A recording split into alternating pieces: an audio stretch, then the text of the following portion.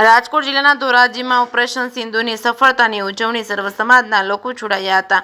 પહેલગામ પર આતંકવાદીઓ દ્વારા કરવામાં આવેલા હુમલાના જવાબમાં ભારતીય સૈનિકો દ્વારા આપેલા જડબાતોડ જવાબ અને વીરતાના ભાગરૂપે ધોરાજીના મુખ્ય માર્ગો પર તિરંગા યાત્રા કાઢવામાં આવી હતી, જેમાં કેન્દ્રીય મંત્રી, ધારાસભ્ય સહિતના રાજકીય તેમજ સામાજિક આગેવાનો, શૈક્ષણિક સંસ્થાઓ, દરેક જ્ઞાતિના આગેવાનો, શહેરીજનો તેમજ પૂર્વ સૈનિકો તેમજ લોકો પણ જોડાયા હતા। જમ્મુ કાશ્મીરના પહેલગામમાં પ્રવાસીઓ પર થયેલા આતંકી હુમલાની ઘટના બાદ ભારત દ્વારા પાકિસ્તાનમાં રહેલ આતંકી અડ્ડાને ભારતીય સૈન્ય દ્વારા એર સ્ટ્રાઇક કરી નાશ કરી દેવામાં આવ્યા છે। ભારતીય સેનાએ હાથ ધરેલા ઓપરેશન સિંધુની સફળતાની ઉજવણી તેમજ સેનાના શૌર્ય પ્રદર્શનની સ્વરૂપે દેશના સ્વાભિમાનના સન્માનમાં રાજ્યના વિવિધ શહેરોમાં તિરંગા યાત્રા યોજવામાં આવી હતી। ધોરાજી શહેરના નગરજનોએ રાષ્ટ્રપ્રેમ વ્યક્ત કરતા એક ભવ્ય તિરંગા યાત્રાનું આયોજન કરવામાં આવ્યું છે। આ તિરંગા યાત્રા નાગરિકોએ વંદે માતરમ અને ભારત માતા કી જયના નારા લગાવ્યા હતા।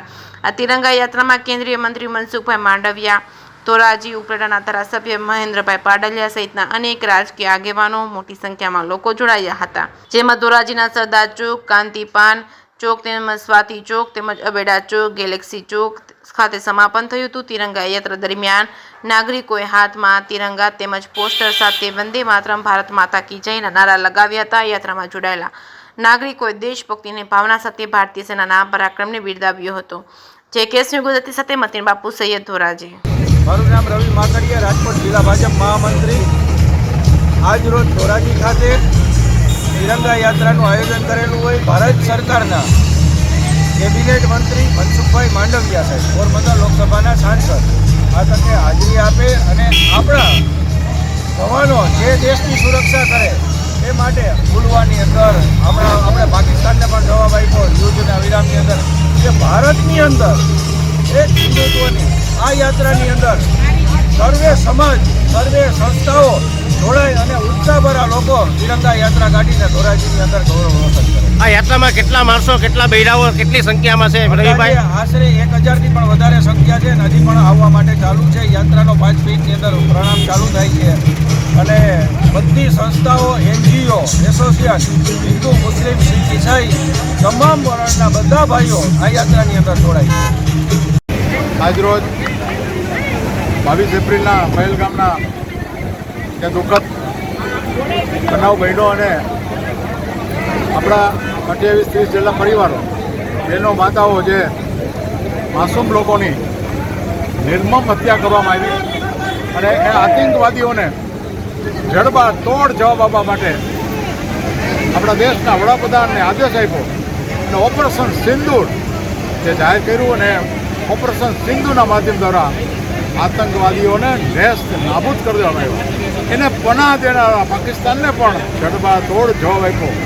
એના સંદર્ભમાં સમગ્ર દેશવાસીઓ પોતાનો ભાવ પ્રગટ કરવા માટે, આપણા વીર સૈનિકોને હોંસલો વધારવા માટે, આપણા વીર સૈનિકોની સાથે સમગ્ર દેશ છે એ દેખાડવા માટે ઠેર ઠેર તિરંગા યાત્રાનું આયોજન થઈ રહ્યું। એના ભાગરૂપે આજે પણ ધોરાજીની અંદર આ વિસ્તારના લોકપ્રિય સાંસદ અને માનનીય કેન્દ્રીય મંત્રી શ્રી મનસુખભાઈ માંડવિયાની આગેવાનીમાં એક ભવ્ય તિરંગા યાત્રાનું આયોજન થયું અને તમામ જાતિ, જ્ઞાતિ, ધર્મના લોકો એક સાથે એકતા બતાવી અને અહીંથી જવાબ આપ્યો। સાહેબ, ખાસ કરીને પૂછવા માંગે, ધર્મના નામ પૂછીને ગોળી મારવામાં શું કહેશું?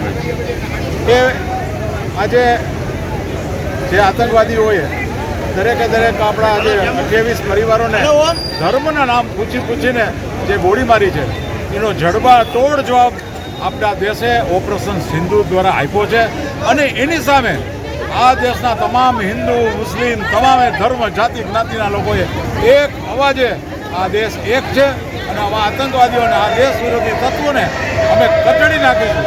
આવા ધર્મની જે ભાવનાને ભડકાવવાનો જે કોશિશ કરે છે એને જડબાતોડ જવાબ આપણા દેશના સૈનિકો આપ્યો છે અને દેશની વીરતાને બિરદાવવા માટે આજે ધોરાજીની અંદર ભવ્ય જે તિરંગા યાત્રા નીકળી છે।